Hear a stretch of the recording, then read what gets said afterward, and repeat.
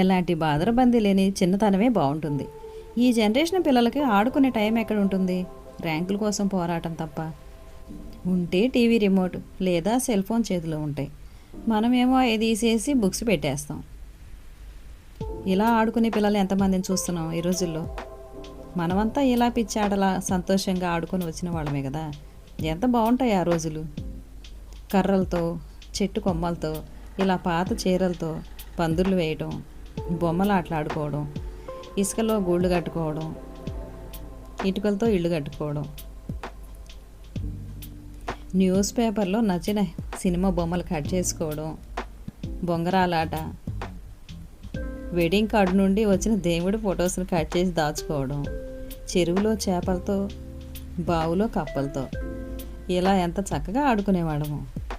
ఇప్పుడు మా పిల్లలు ఆడుకుంటుంటే అవన్నీ జ్ఞాపకం వస్తున్నాయి మాకు. మీరు కూడా ఆడుకున్నారు కదా, మీకు జ్ఞాపకం వస్తున్నాయి కదా.